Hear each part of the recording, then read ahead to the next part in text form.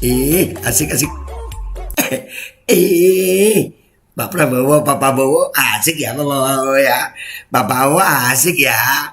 Dan semoga Allah Subhanahu wa Ta'ala menghancurkan sehancur-hancurnya para pelaku pembantaian 6 syuhada pengawal kami dan yang memerintahkannya, serta para aktor intelektualnya juga yang merestuinya, dan semua yang terlibat dalam pembantaian sadis dan brutal tersebut secara langsung maupun tidak langsung. Allahumma dammirhum tadmira waqtulhum badada wala tughadir minhum ahada ya qawi ya matin ya muntaqim amin ya rabbal alamin. Allahu Akbar. Allahu Akbar.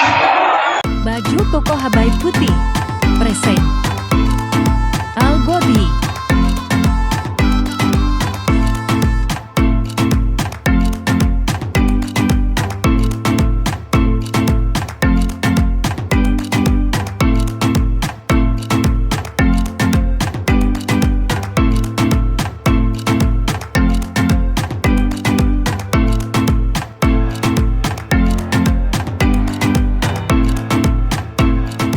Assalamualaikum warahmatullahi wabarakatuh. Welcome back, selamat datang lagi di channel Babe Aldo bersama gua Babe Aldo, YouTuber rakyat biasa yang tetap santuy, tetap sehat, dan jangan lupa ngopi. Bismillahirrahmanirrahim. Alhamdulillahirabbil alamin. Wassalatu wassalamu ala sayyidil mursalin sayyidina Muhammadin wa ala alihi washabihi ajmain. Rabbi ij'al li sadri wa yassir li amri wahlul 'uqdatam min lisani yafqahu qawli bi Nabi wa alaihi salam. Revolusi akhlak, semangat revolusi akhlak. Semoga akhlak kita jadi lebih baik hari ini dibanding kemarin. Banyak umur perjuangan merdeka. Allahu Akbar. Salam sejahtera bagi seluruh rakyat Indonesia dimanapun kalian berada. Semoga kalian semuanya dalam keadaan sehat walafiat, tidak kurang suatu apapun. Dan mudah-mudahan kalau ada yang sakit dari kalian, itu menjadi sakit penghapus dosa, menambah pahala. Sakit yang insya Allah segera disehatkan oleh Allah SWT dalam sehat yang manfaat. Amin ya rabbal alamin. Oke guys, konten kita kali ini masih seputaran keputusan MK ya. Ada yang pro, ada yang kontra. Tapi gue kemarin sempat nemu, tapi ini sebelum MK ya. Gue pengennya gini loh, kita ketawain aja ini udahlah politikus lah, begini modelnya politikus. Ya mau gimana? Nih ada gue mencoba untuk menjadikan peristiwa politik di Indonesia ini sebagai komedi. Ya karena percuma juga kita marah, nggak merubah keadaan. Kalian mau marah nggak merubah keadaan, ya kan? Percuma. Dan memang rakyat Indonesia lagi susah marah. Udah terang-terangan begini aja. Masalah batas usia cawapres belum ada yang marah, cuman ya begitu doang, begitu nggak ada yang marah, santuy. Jadi dibuat komedi aja. Nah gue nemu video ini gue kumpulin dari tokoh-tokoh ya. Yang pertama adalah tokoh Pak Prabowo. Ini sebelum keputusan MK ya. Ini gue dapat sebelum keputusan MK. Gue bilang nih asli ngakak. Ini postingannya kanselir nih. Ini esensinya apa? Bingung gue. Kenapa dia bilang bingung? Kita tonton sama-sama ya. Esensinya apa nih? Ini esensinya apa? Kita tonton. Volumenya kecilin. Ini ada lagunya soalnya. Apa esensinya ini? Asik. Pak Prabowo asik ya, Pak Prabowo ya. Pak Prabowo asik ya.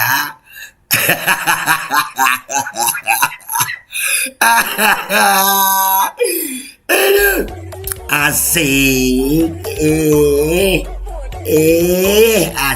asik, iya.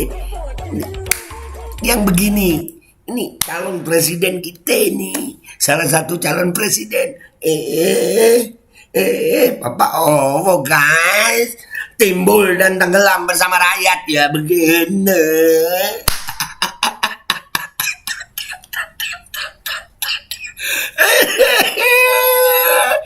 Astagfirullahaladzim. Aduh. Ini terusin kagak nih? Gue takut patah-patah pinggang kalian. Asik. Asik ya Pak Prabowo ya. Depan orang banyak asik ya.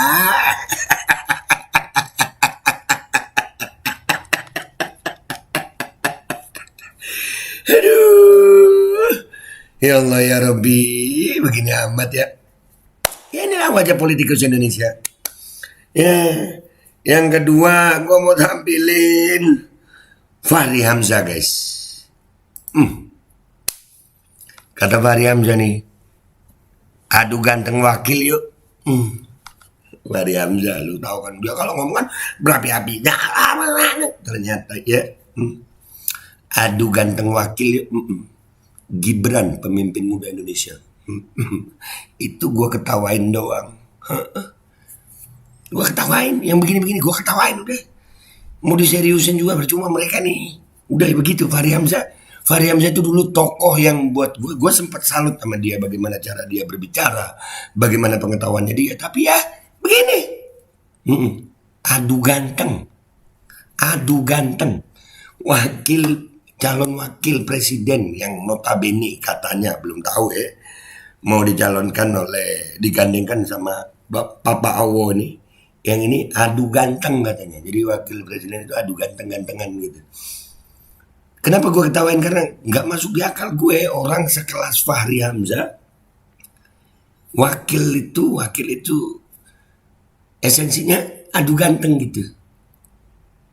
Dan iya dia ganteng, anak presiden ya ganteng lah. Masa iya lu mau bilang anak presiden jelek? Kenapa asal lu? Nggak boleh, ganteng lah aja. Menurut siapa? Kan gitu. Menurut Babe, ya begini. Dan yang ketiga yang gua mau ketawain adalah Yusril Eza Mahendra. Gua mau ketawain juga. Yusril ini tokoh hebat gitu buat gue. Pengetahuannya luar biasa, dia profesor. Tapi kenapa baru marah sekarang gitu? Baru ngomong ini sekarang. Kita lihat dia ngomong apa ini cuplikannya nih. Lanjut. Anggapan MK akan menjadi Mahkamah Keluarga tidak terbukti.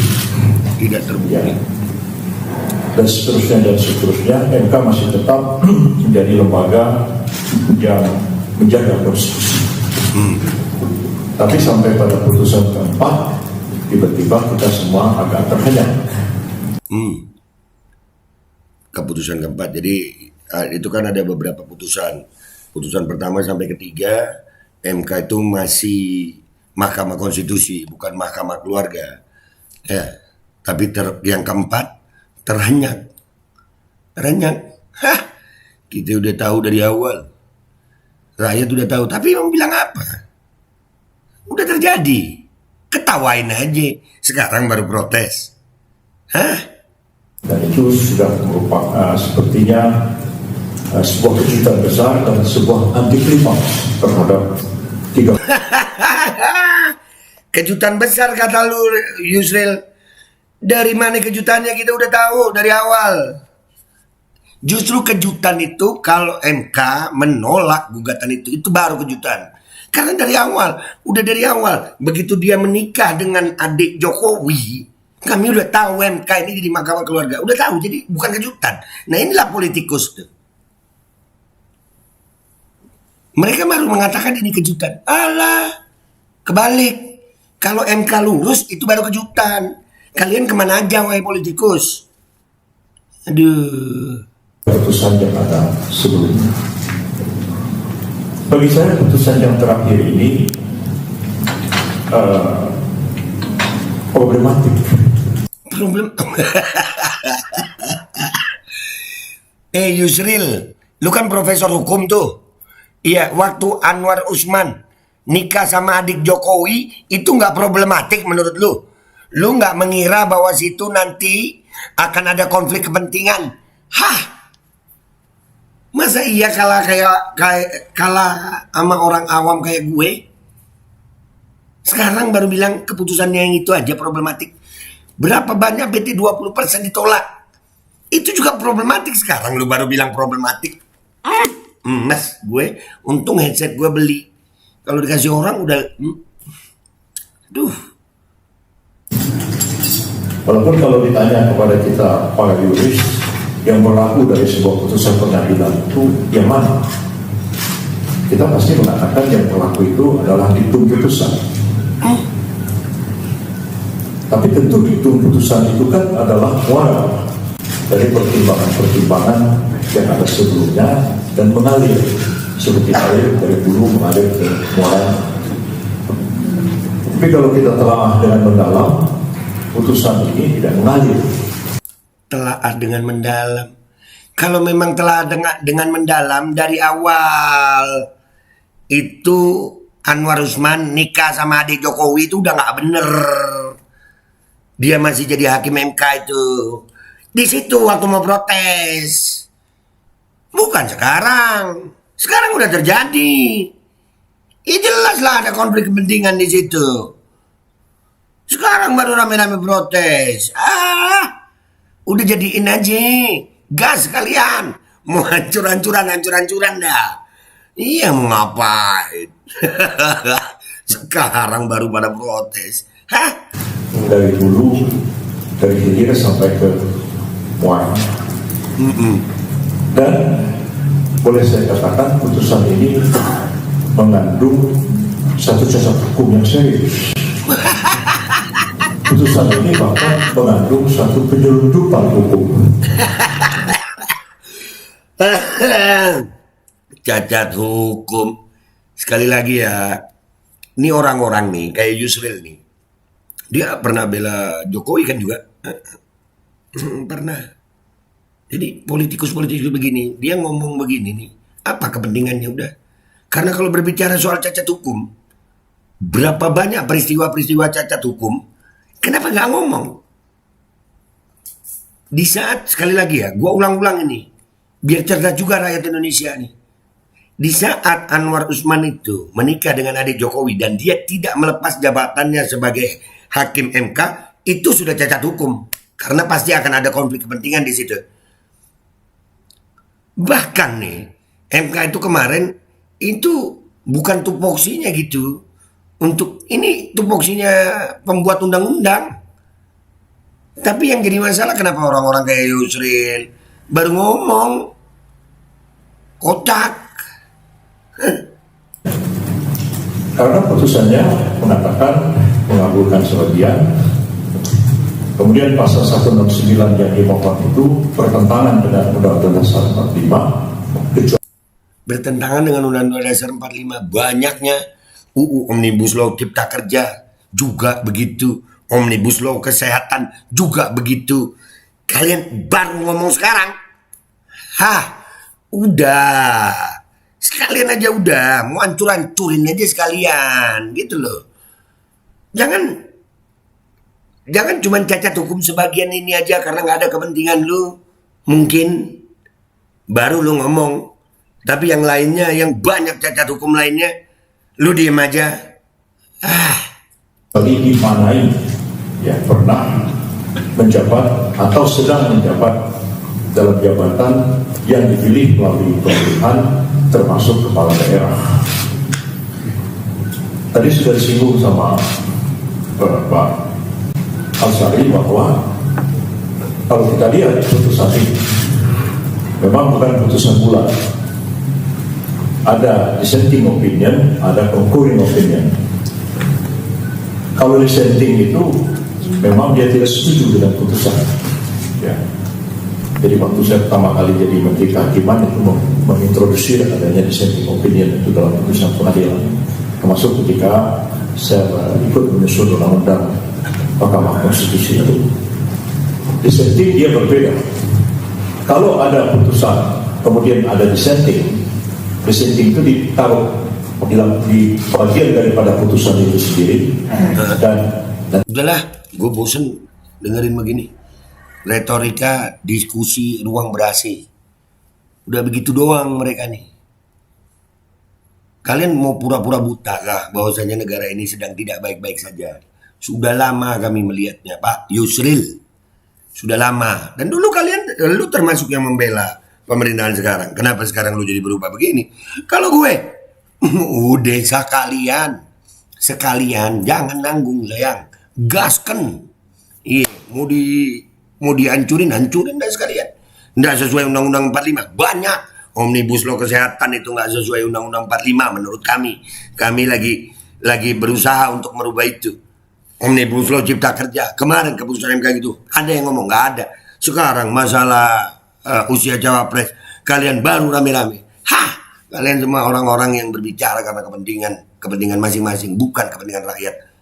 Nah, nih jogetin aja Pak Prabowo, jadiin dah sama Gibran yang ganteng ini. Dan kita rakyat Indonesia, dan buat rakyat Indonesia, selamat menikmati politikus-politikus ini. Inilah panggung badut-badut politik. Nih panggungnya, kalian lihat. Ini jatah kita sebagai rakyat Indonesia. Terima aja. Protes juga kalian nggak berani kan, bersuara juga nggak berani kan, penjilat juga masih banyak kan. Ya udah, alhamdulillah gue termasuk orang yang masih melawan dengan yang begini-begini. Walaupun cuman dengan suara. Paling tidak hati gue bersama rakyat Indonesia, karena gue cinta Indonesia. Itu aja dari gue minta maaf kalau ada salah. Wabillahi taufiq wal hidayah. Wassalamualaikum warahmatullahi wabarakatuh. Bacot-bacot politikus ini kita ketawain nih dah. Bismillahirrahmanirrahim guys, sekarang ada babe rolen. Babe roti molen. Roti ini dibuat yang pasti rasanya enak ya, ada 3 rasa. Nih, ada pisang keju, ada tape keju, ada pisang coklat. Ini dibuat tanpa bahan pengawet dan melayani pesanan-pesanan kalian yang seputaran Jabodetabek, bisa buat nemenin ngopi, buat acara-acara boleh. Dan ini karena gue paling suka pisang keju, ini gue dulu yang nyoba nih. Nih dia tuh kayak crunchy gitu depannya tuh. No.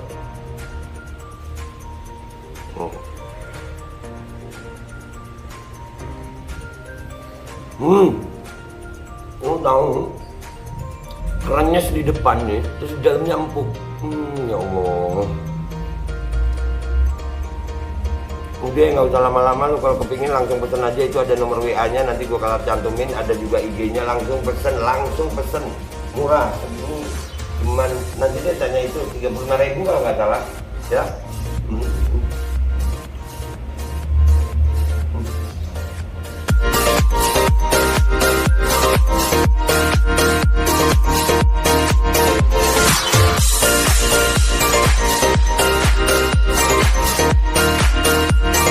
Baju koko Habaib Putih present.